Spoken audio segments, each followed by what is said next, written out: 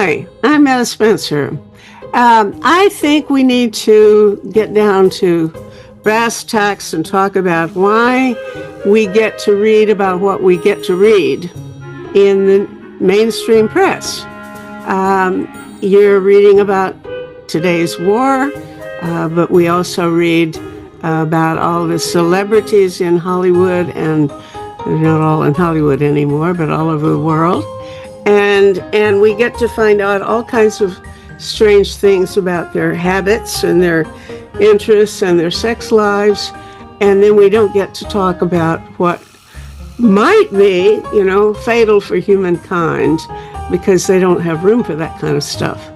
So I am kind of sore as an independent journalist. I am a bit sore about the way mainstream journalism is running these days. It's always run that way, but it's sure bothering me nowadays. So I've invited in a woman who's a senior culture writer, and she used to write for Vox, and now she's independent as a freelancer. And she and I just had a get acquainted session.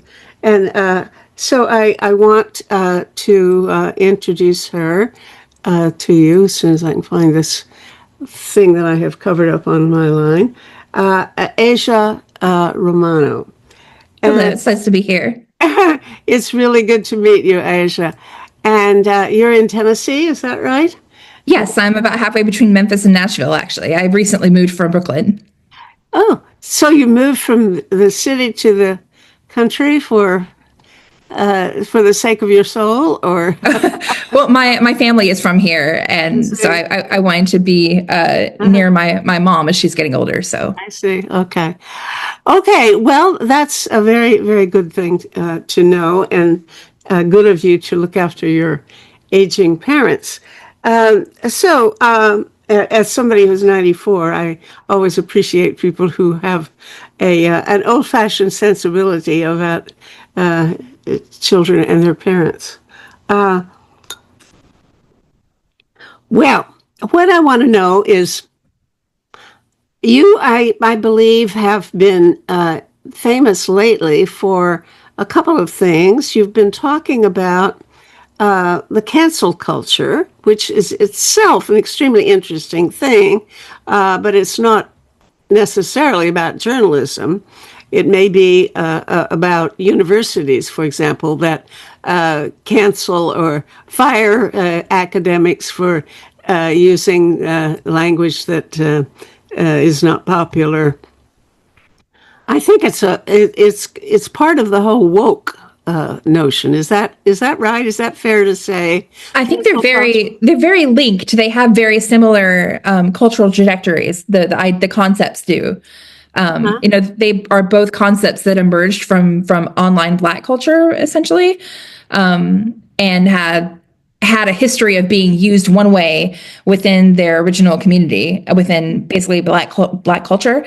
But once they emerged into the mainstream, then the words and the ideas became kind of appropriated away from that original sensibility, and became sorts of points for hysteria, moral hysteria and cultural hysteria, if that makes sense. Mm-hmm. Okay. No, it may make sense. I'll tell you, I've been retired now for 20 some years. So I was a professor at the University of Toronto for many years. And so I'm old now and I retired.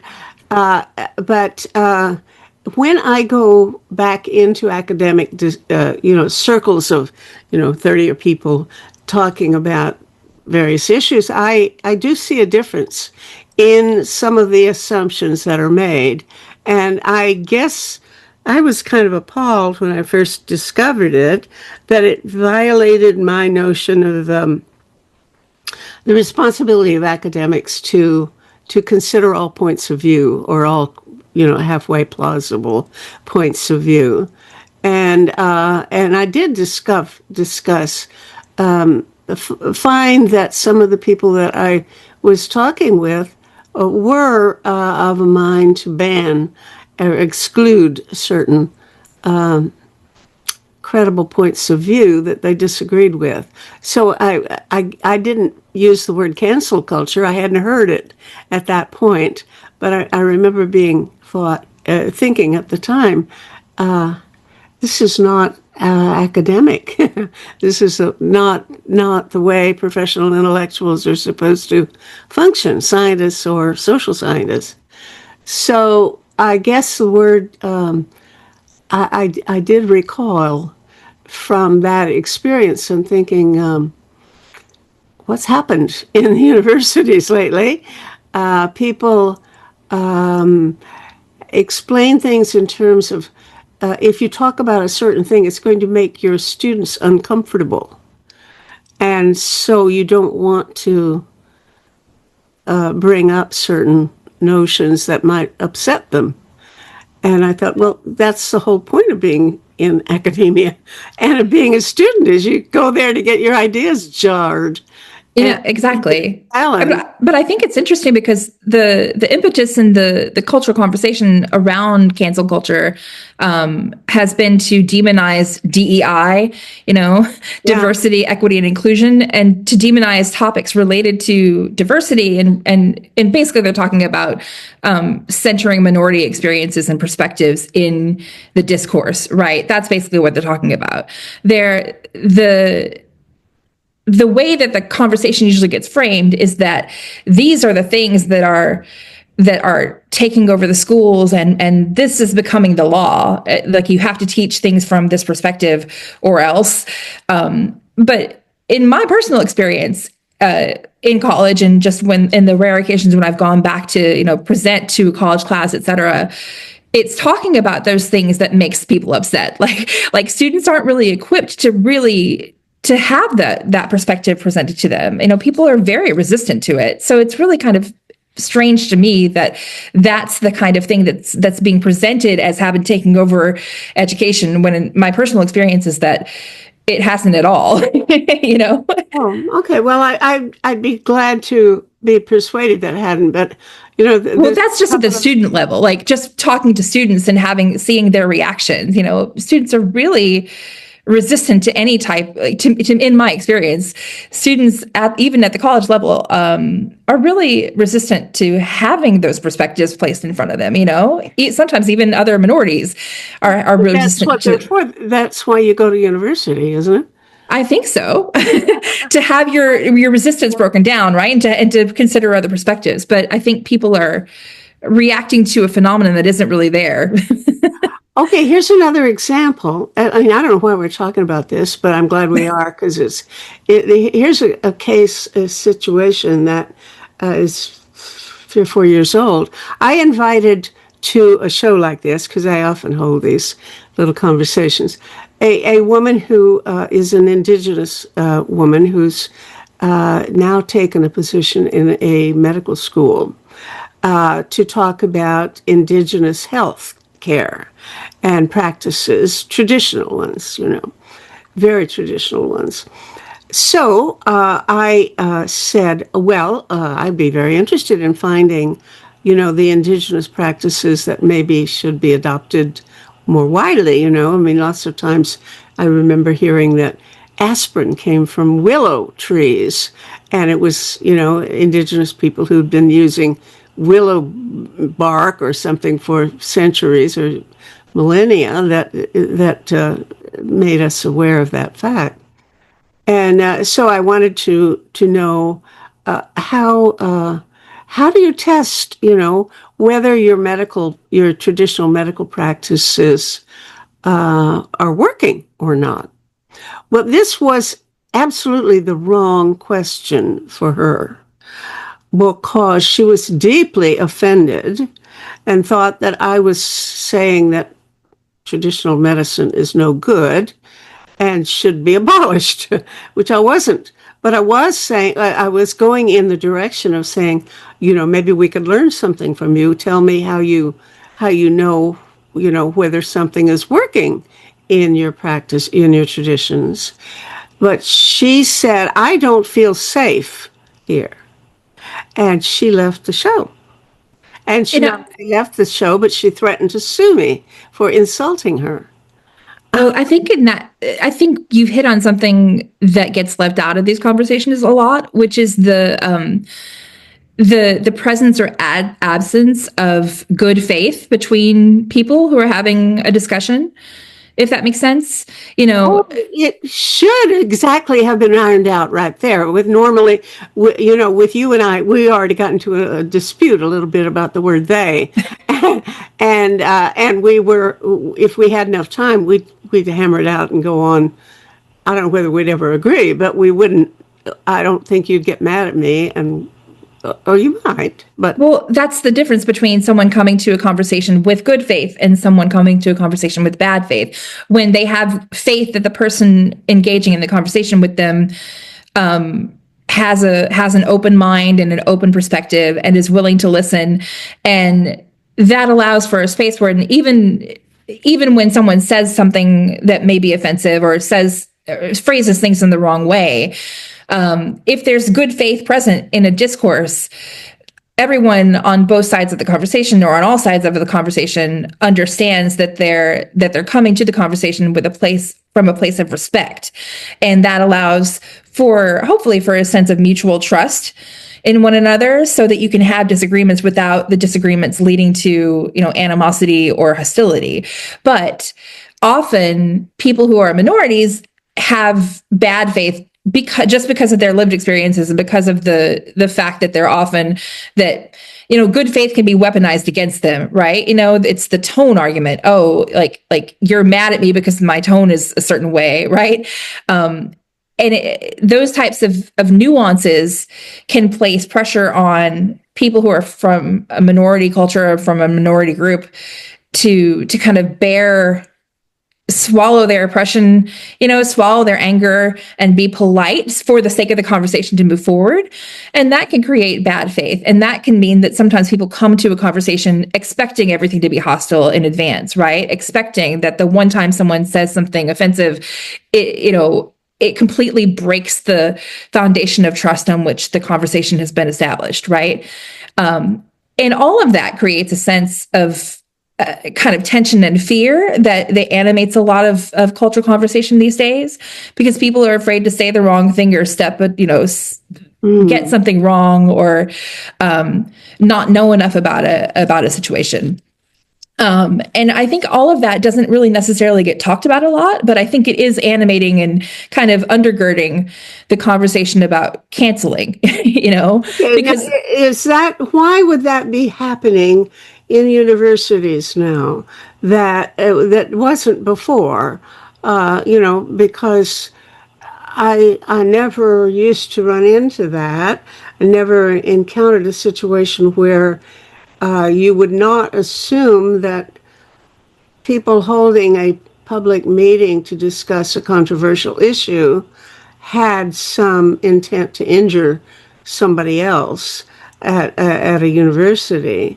This just wasn't part of the assumption. And well, if you think about, the history of universities, and I'm not an academic myself, so I'm extrapolating a lot of this just from assumed common cultural knowledge, right? And personal experiences that people have shared about their own time in academia, right? Or their own time, as an undergrad or as a postgrad, et cetera. University power structures and, systemic power in general is often used to marginalize people. Think of all the women who have been sexually harassed while they're just trying to get their degree, right?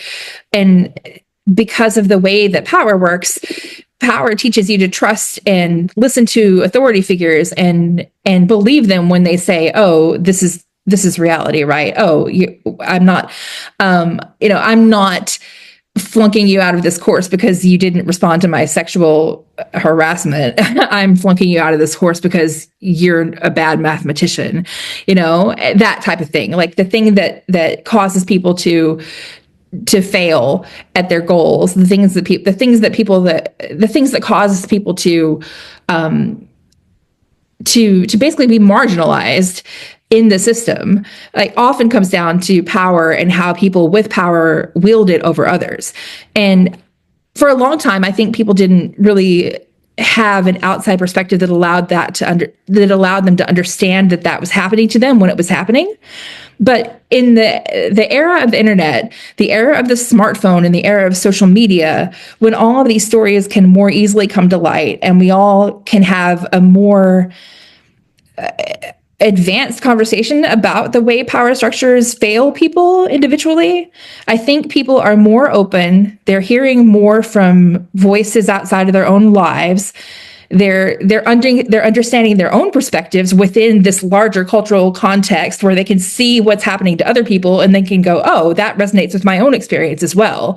Like the Me Too movement was largely about that, right? People talking about their own experiences and coming to understand their own experiences within the context of all these other people using the same hashtag, right?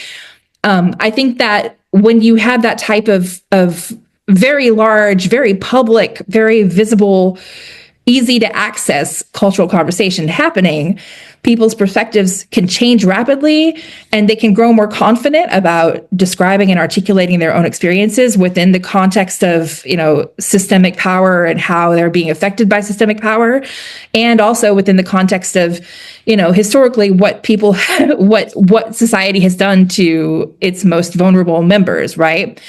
That's you're asking me to assume that you're right. Well, I'm just assuming that all of these changes have led to people being more open and confident about assuming why someone is being, talked down to. If they perceive someone being, oppressed or being marginalized, they feel more confident about speaking out about it in real time at the moment it's happening. And they feel more confident that they can have their experiences recognized. I think basically I'm saying that the internet and social media specifically has made people more emboldened to speak out against what they perceive as oppression or perceive as marginalization.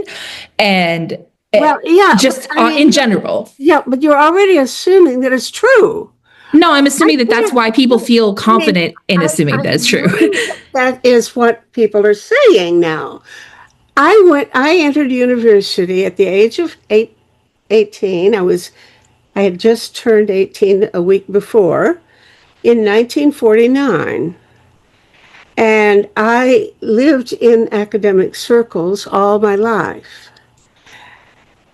And I cannot recall a single time when any woman that I met ever saw, experienced, or even thought that she was not being treated right as a student or as a professor because of her gender.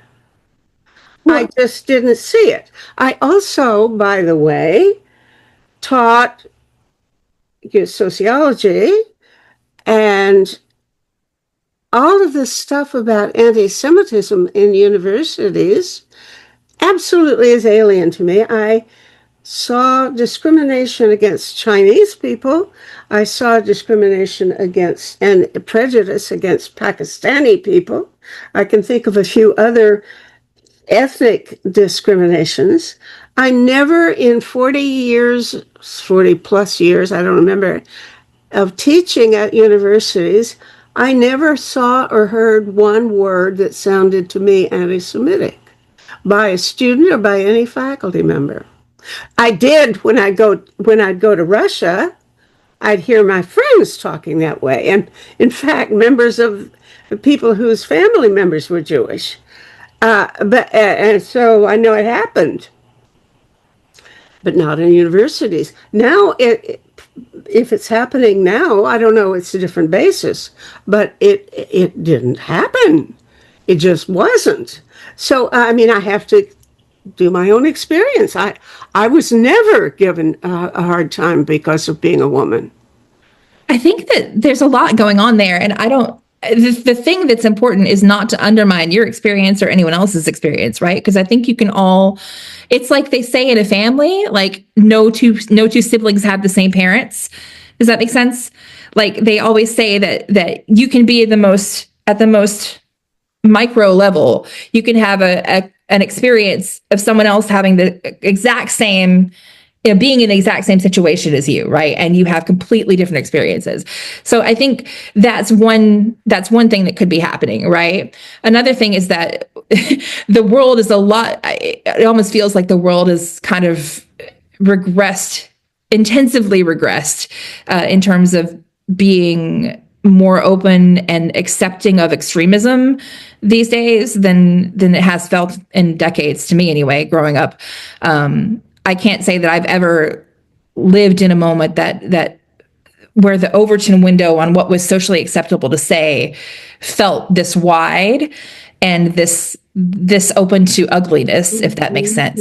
And I would assume, again, not as an academic, but just from my perspective as, watching academia from afar, I would assume that a lot of what's culturally acceptable to say, like on the ground, is completely shut out of academia just because those ideas aren't considered credible, right? And so, it may be, I've been retired a long time, so maybe people go around saying anti-Semitic things now, and they certainly didn't when I was involved.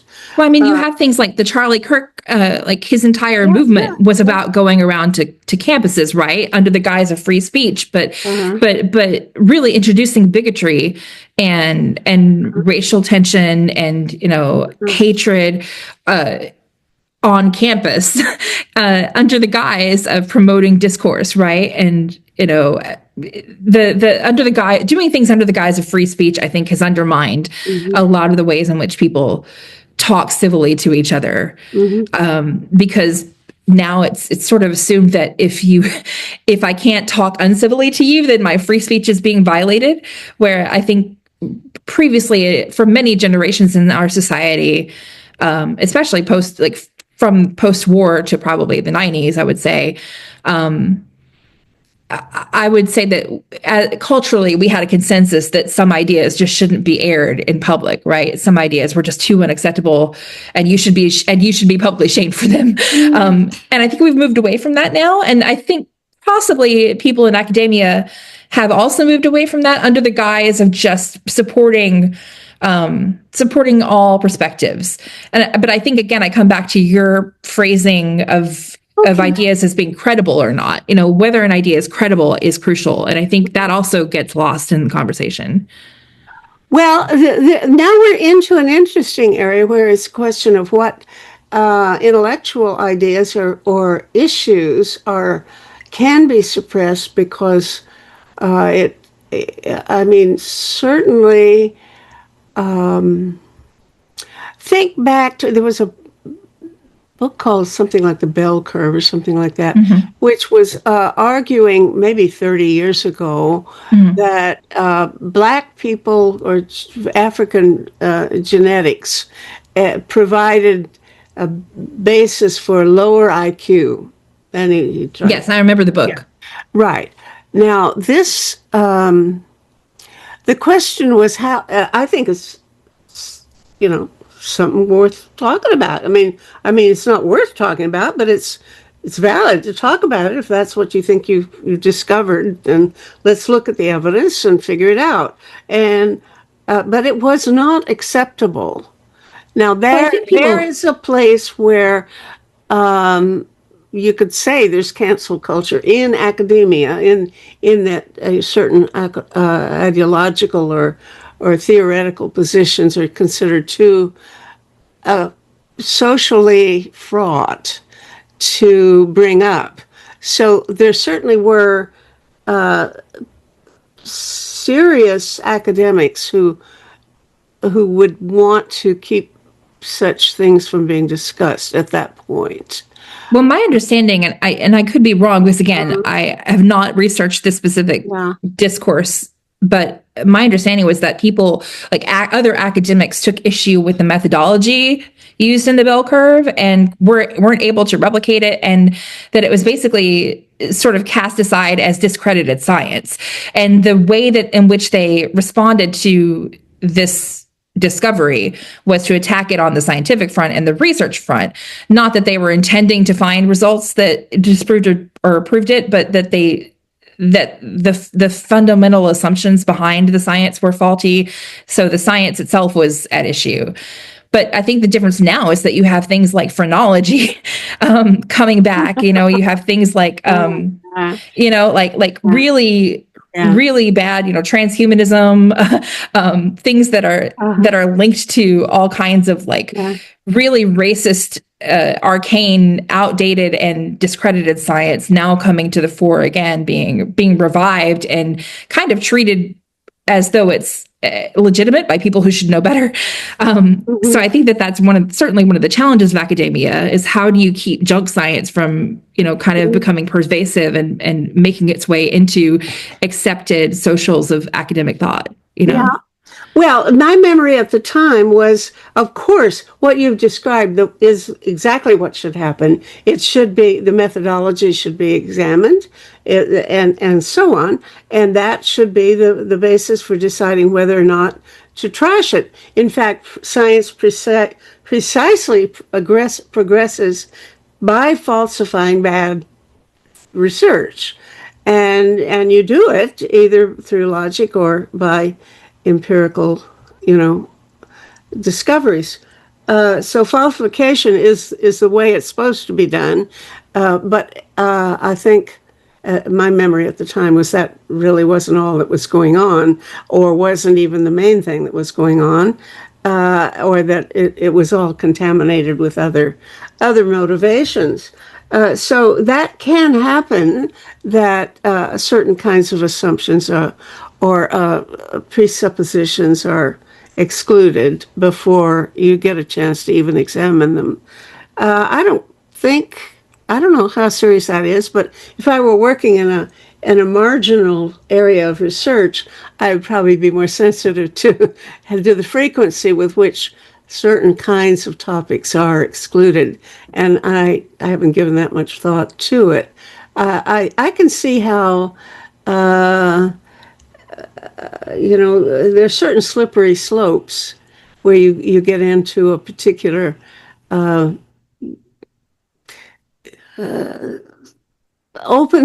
you open your mind to a certain possibility, and then you don't know how to close off the plausibility. For example, I think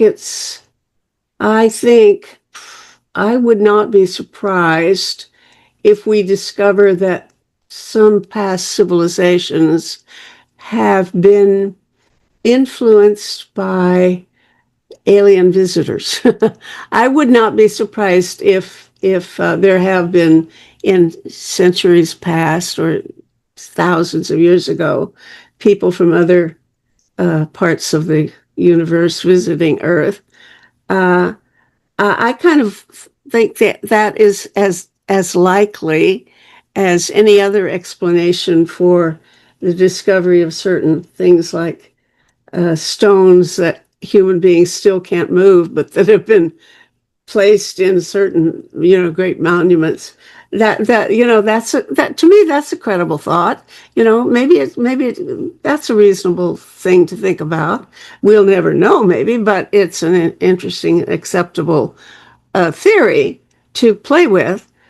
But then if I let myself think that way, then next thing I know, I don't know how to discredit other goofy things that I think are much less things, like alien spaceships coming and taking people out of their beds onto spaceships and implanting chips in their heads, and Well, I think if I believe in one, why do I reject the other? Well, I do, but well, I think the danger there is not the idea itself, but people manipulating the idea. Like, so for the ancient alien thing, I actually wrote an article about this because they had a quote unquote presentation a few years ago, where, was it Peru?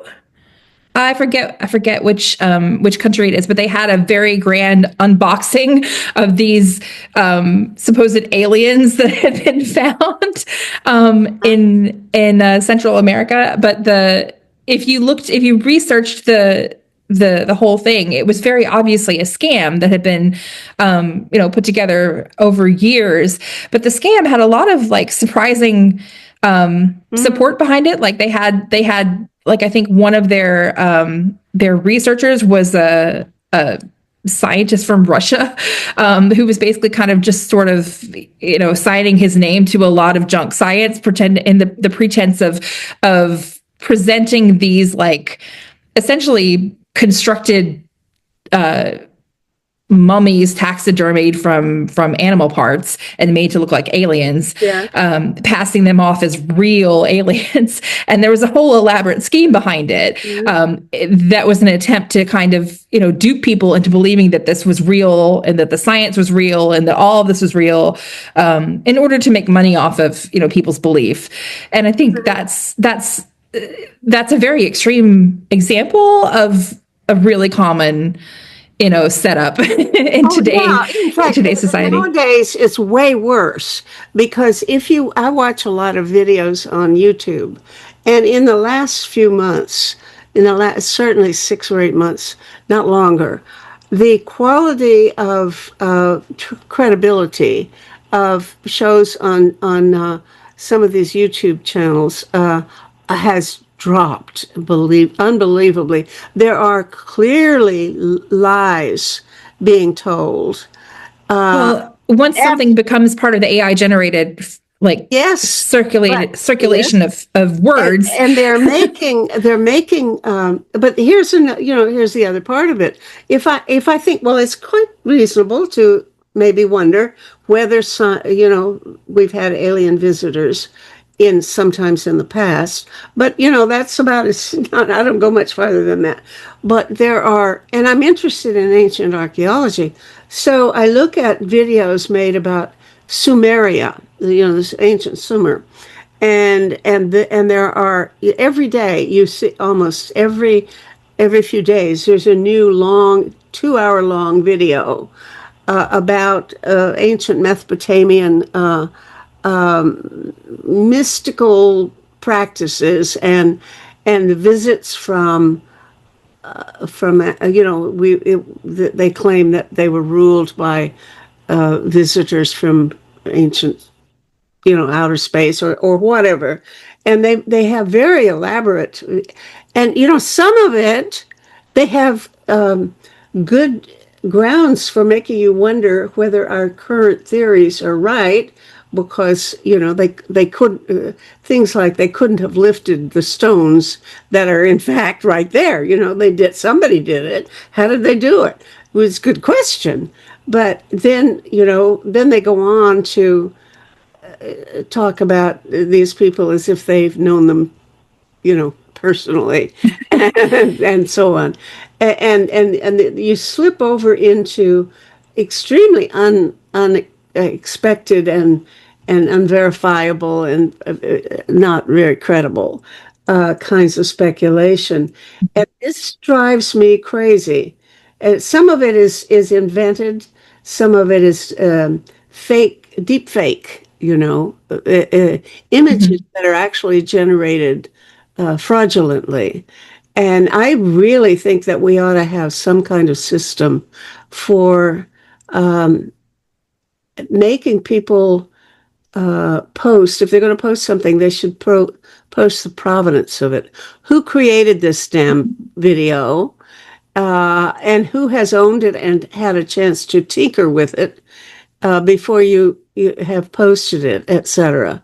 The problem is that people would lie. That's the fundamental problem, is that there's no system in place for really verifying whether something is or isn't AI generated or deep faked. Yeah, but you can't. They would lie, but if they can get caught.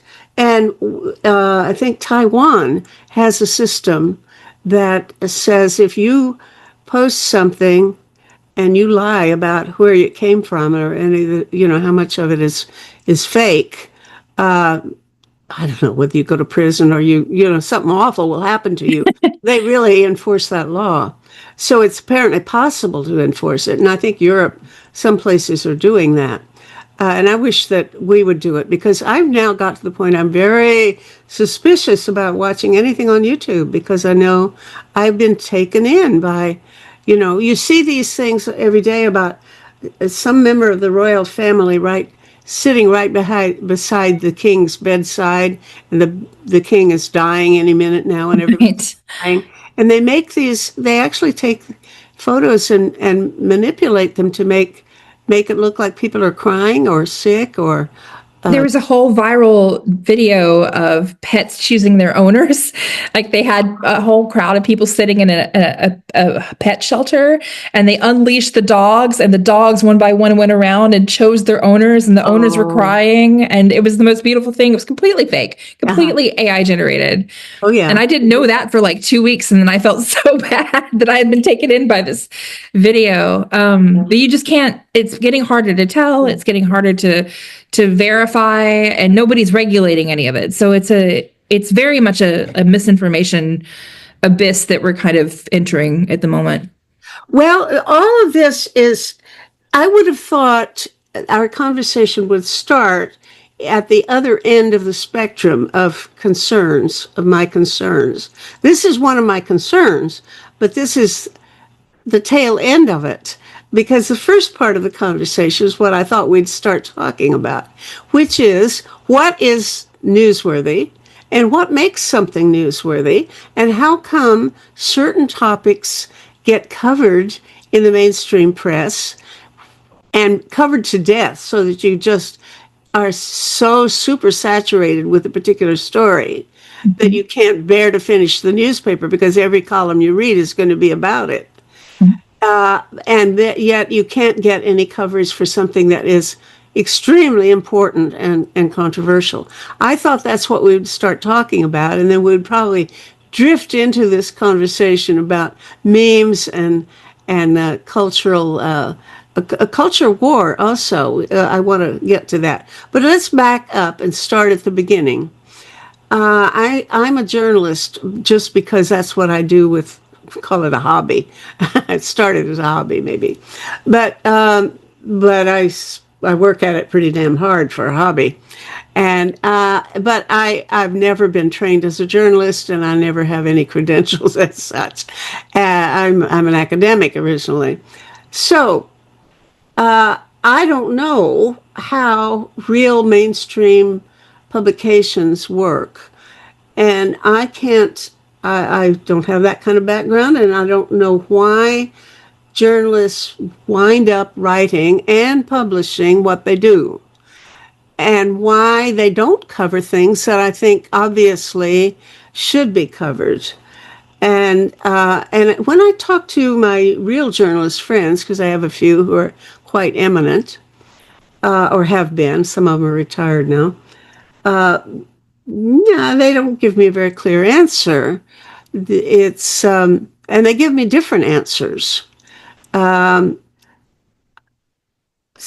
I think a lot depends on apparently the editor who assigns people reporters to cover certain topics, and it's up to that person to do it. And the question is, what kind of mandate does such an editor have in assigning beats? Tell me about how it all works and your notion of why. Well, my concern is primarily that I deal with global threats to humankind, wars, famine, global warming, AI, cyber risks, radiation exposure risks, etc. And these, there are lots of dangers that people need to be alerted to, and misinformation that people need to be warned against, etc. And I would think that's where the mainstream press would be eminently qualified to investigate what is credible and plausible and proved and what is disproved. But I'm very disappointed in what I read. Can you start at the top and tell me what, if I'd been trained as a journalist, what they would have told me to do and why? Well, I think there's a lot of different aspects here. The basic, the fundamental mission of a journalist is to provide objective reporting, right? You want to ideally observe and accurately report all sides of a situation. And if you're a beat reporter and you're on the ground observing specific incidents, right? You want to get all the facts of the situation. You want to be as factually accurate as possible, and you want to communicate information to the public, right? However, since the advent of the 24/7 news cycle in the late 90s, right around the time of 9/11, we've entered into like for the last 25 years, we've been in a media industry that has been driven by the pursuit of content above everything else. It's not like the overarching goal isn't always, especially in mainstream media, the overarching goal isn't always to be the most accurate or the most thorough or the most nuanced or the most fully context providing. It's to be first, it's to be speediest, it's to have the hottest take, it's to get the most attention and the most views, right? Well, how could that have become, why is there a change in that? I would have assumed that there'd be that kind of orientation to some extent always. When newspapers first emerged, they're going to want to sell a paper, right? And clearly they're going to tailor things to try to appeal to the most readers, I would assume.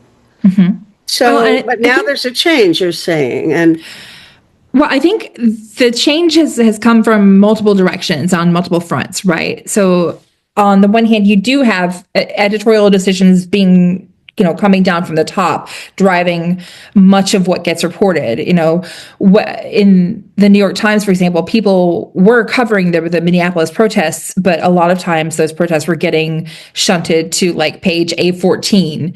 They were there, but they were brief write-ups, and the entirety of they weren't front and center on the news every day. They weren't, the major headlines of the story. Like, you were not getting the impression, if you were just following the protest by reading the New York Times, you would not have gotten the impression that it was sort of the world upheaval that it was for many people who were on the ground and who were observing it, right?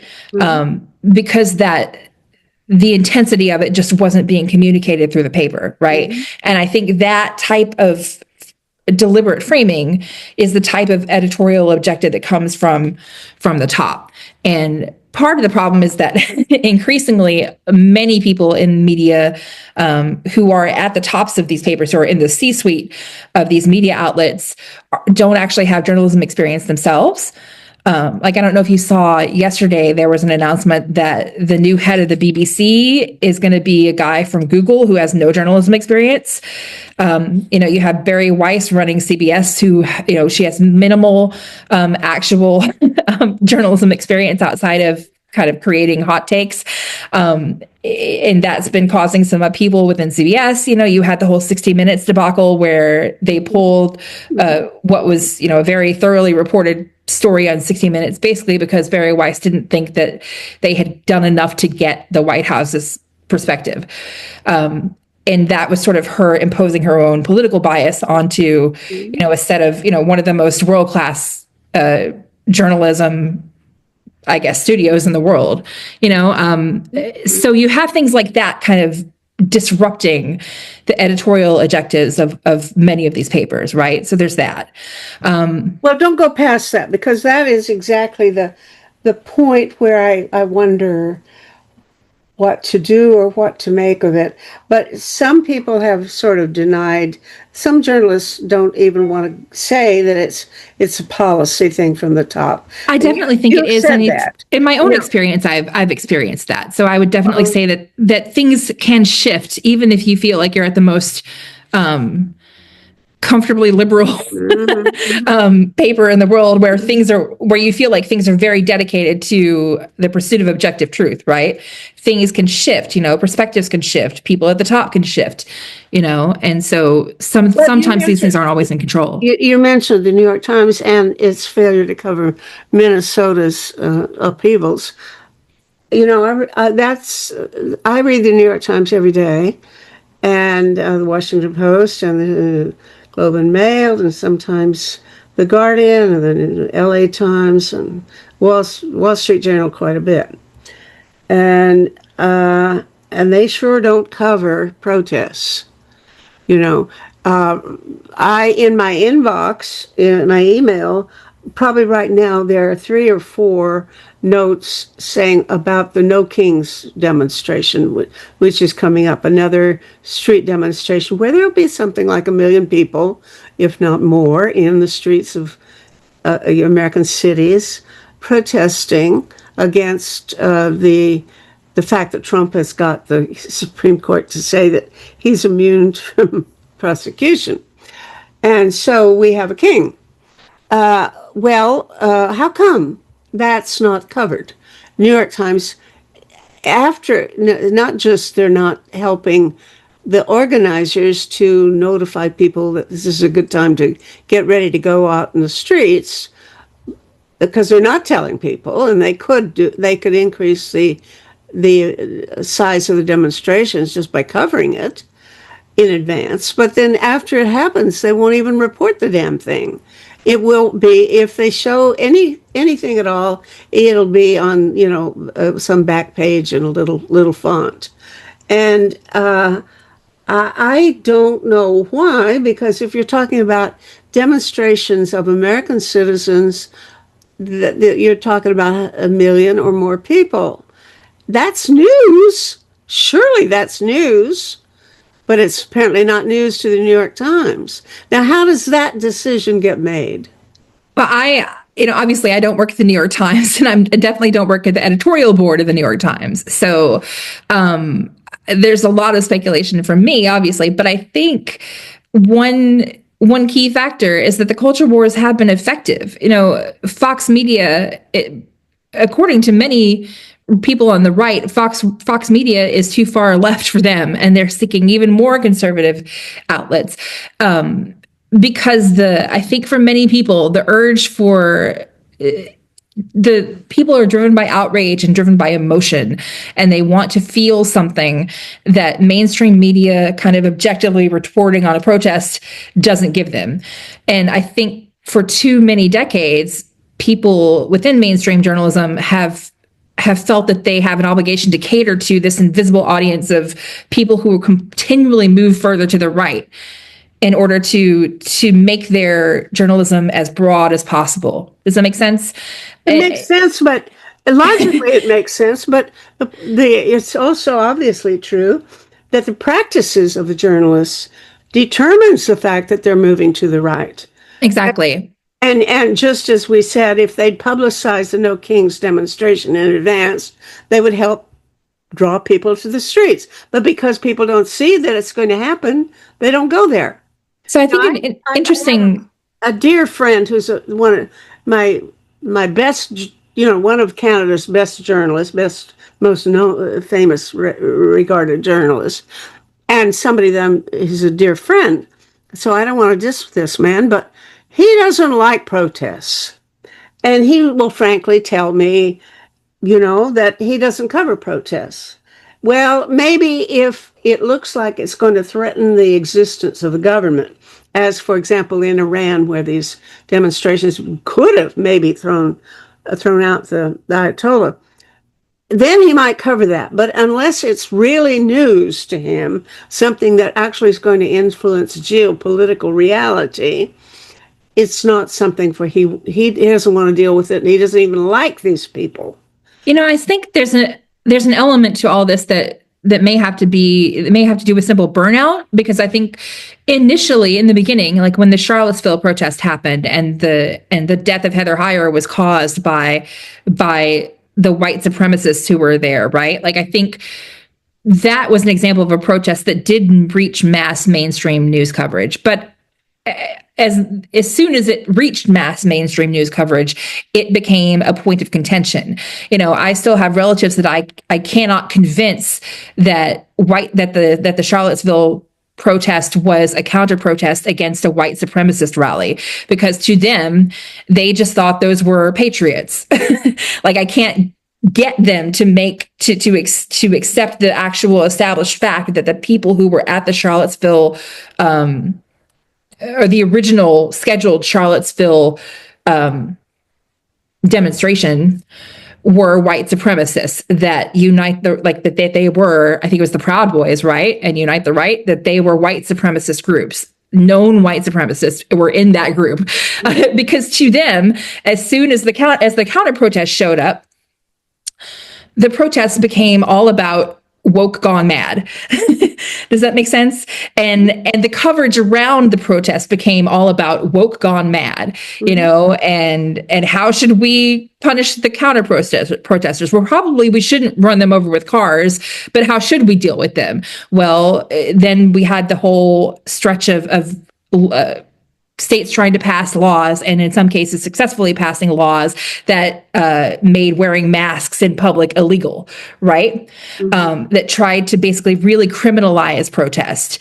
And all of that has not really been covered in mainstream media, and it definitely has not been covered with the context that it deserves, which is that there's been a mass nationwide crackdown in attempts to criminalize protest and make these protests less effective.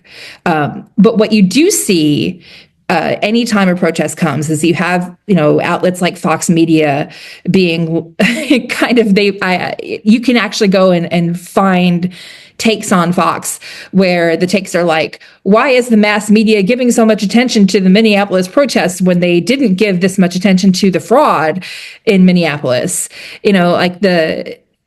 To kind of both create a both sides situation where there isn't one, because the culture wars need to create friction and to create more outrage out of these situations and out of these events, kind of creates a situation where everything that could be covered objectively by an outlet like the mainstream, like the New York Times or another mainstream outlet, every situation like that, it comes with built-in fraught culture war, objectivity bias? Objectivity bias?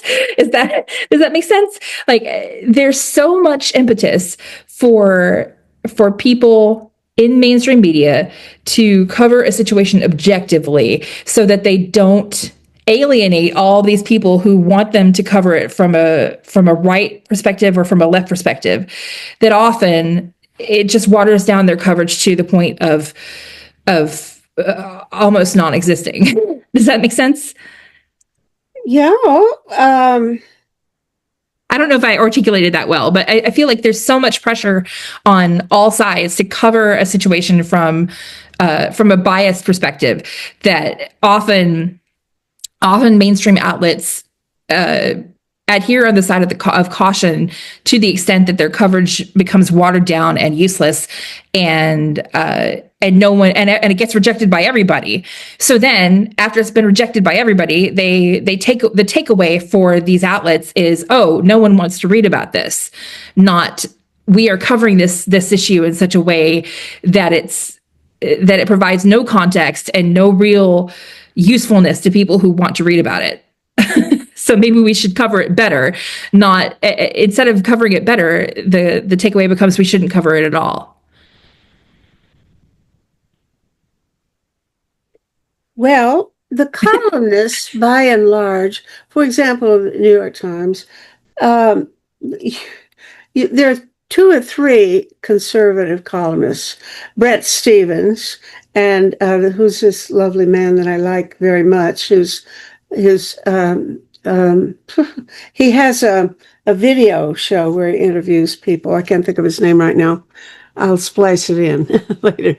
There are people in the New York Times who, three or four, moderate or conservatives. There are no real right-wingers that I know of. I think Bret Stephens comes closest to being really right-wing because he'll justify almost anything that Netanyahu wants to do, it seems to me. But otherwise, there's a real slant in the analysis of the columnists. But what I don't understand is has to do with the actual reportage. For example, even news like we had not long ago a new pope, and the day the new pope is announced, and for a week or month later, you can find in any mainstream newspaper 3 or 4 columns on any given day that will give the whole life biography of the new pope. So why do they repeat themselves so much and cover the same material, endlessly, rather than report on something like, well, there was this flotilla of boats that was taking food and medicine to Gaza.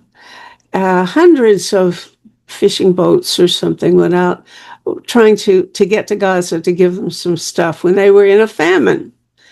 And you didn't get any coverage of that. Now, that was clearly geopolitically important, and it was news that about a major international affair, and it was, should have been covered. But my friends came in talking about having seen something about it, and there was not. I'd read all these newspapers. There was nothing about it. Do you know where they saw it? Why do they not cover something like that? I think, again, it's down to the assumption that their viewers and their audiences and their readers don't, I don't want to say don't care, but won't reward them for covering those types of stories. And again, I think that, again, is part of the impact of decades of culture war, really pushing people to be motivated by wanting to feel outrage as readers and as audience members. I think that there really is a phenomenon where people are driven to satisfy themselves with the most incendiary take or the most outrageous story. I mean, the Daily Mail for many years has been, I think, the first or the second most read publication in the world, and most of its entire mission is just generating outrage. Well, frankly, I'm doing things that deal with controversial issues, and when I see injustice, I think it's appropriate to be outraged. I agree. I fully agree. But I think that the type of outrage I'm talking about comes from a sense of aggrieved entitlement, either, and I'm mainly referring to sort of the regression in right-wing culture, because that's where the majority of Americans are, at least in terms of feeling like their concerns are going unlistened to, and I feel like that's where the majority of mainstream media is as well. Most of the majority of mainstream media is run by conservatives who are producing news with a conservative slant, and conservatives want to read, in general, not all conservatives, obviously, but I think often when you have a story like, relief boats in Gaza, you have American conservatives making a lot of cultural assumptions about that and wanting that news to be presented to them in a certain way. Can you present that news to them in a way that satisfies their bias? Not always. So perhaps then the solution is not to present it at all. I mean, again, this is speculating at a very high level, but I think that's sort of the thinking that motivates a lot of mainstream outlet presentation these days. Excuse my thinking this, but I think this is a social problem. I agree. I'm sorry, but the world needs to know reality. I definitely agree. Needs to present it, and we've got a problem. If people are acting on the basis of false information or lack of information that's being deliberately withheld from them, and the public makes democratic decisions, we've got a problem that needs to be solved. And I do these little conversations with people as part of a contribution to solving it, but it's a tiny drop in the ocean. And what do we do that can make a difference? How can we have an impact in the kinds of decisions that affect the knowledge that ordinary people receive on a day-to-day basis? So one case study I think is worth looking at is the Minnesota Star Tribune, formerly the Minneapolis Star Tribune. Because in 2024, they made a big announcement that they were actually expanding their newsroom. They were expanding their staff. They were doubling down on their investment in the company, and they were basically changing the name from the Minnesota Star Tribune to from the Minneapolis Star Tribune to the Minnesota Star Tribune, because they wanted to expand their collaboration with other newsrooms around the state. They wanted to increase their local coverage, and they wanted to basically invest in local media and local reporting at a time when they recognized that many major outlets and metro coverage regions were pulling back on their staff and, laying people off, et cetera. So they made this major investment. And then, of course, during the Minneapolis protests, the Star Tribune was right there on the ground. They had experienced reporters who had covered the George Floyd protests, and obviously the protesters themselves had formed these very intricate, dense networks of community responses and community action teams based on their own experiences with the George Floyd protests. So I think these kind of came together in this moment that made the Minnesota Star Tribune a really good kind of first responder in media for the moment. And I was looking at the stats, media outlets, traffic, and between December and January, I think the Star Tribune's traffic rose like 126%. And it was up 64% overall from the previous January, because so many Americans were going to the Star Tribune for the reporting that they couldn't get in national outlets. Because that's where the quality work was being done. That's where they had experienced reporters. I think it's also worth noting that they had reporters who knew how to deal with protests. Like they had the Star Tribune had actually invested in gas masks for their staff, so that they had the resources and the tools to do the reporting safely, things like that. Things that you wouldn't necessarily know if you were a national media outlet just sending freelancers to do a story, right? Or if you were, some other local media outlet that had not been prepared for these protests because of previous protests that happened 4 years earlier, right? 6 years earlier, goodness. So I think that a lot of these factors kind of played into the success of the Tribune kind of meeting the moment.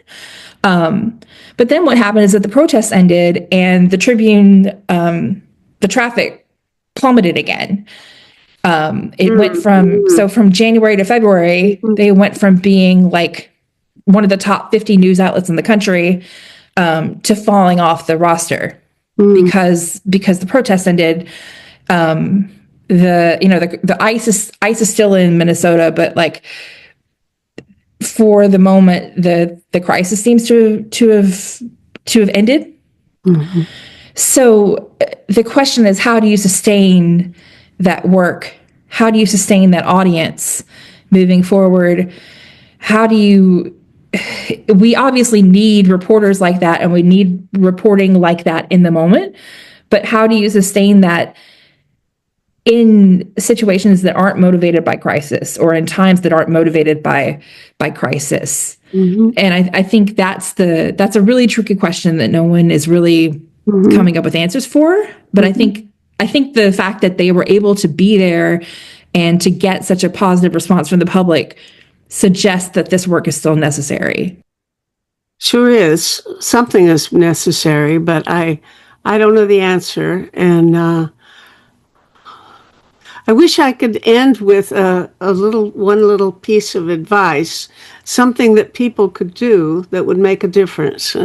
And I can't usually do that anyway. Well, I think you can tell people support their local news outlets, or even local news outlets in places that they aren't, that they may not live, but maybe they have friends and relatives who live in a place. I think everybody's different. Everybody has a different region of the country that they feel invested in, right? Or region of the world that they feel invested in. But also, people differ in terms of how local they are in their interests. As I have a very heavy international interest, and I sometimes don't even know who my city councilor is, or I certainly don't know where the potholes are in the street, or the school board needs to be voted out, or anything like that. I don't follow local things very much, but Another interesting outlet is that has benefited from the last month of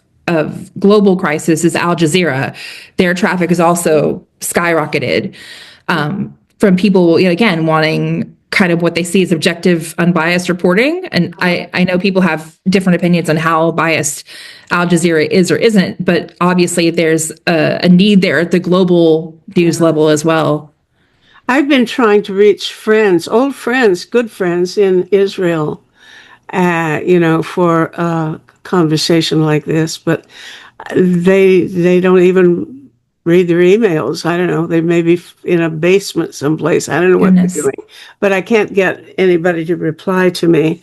Like I can't be in touch with people in Russia, either. So I interview people who are everywhere, but you can't always do it. Anyway, thank you for this. Thank you. Absolutely fascinating and very important. So what you're doing, I really applaud that you're continuing this kind of work, and come back and talk to me again sometime. I've enjoyed it very much. Okay. Thank you. Have a great day. Thanks for having me on. You too. Bye. Bye.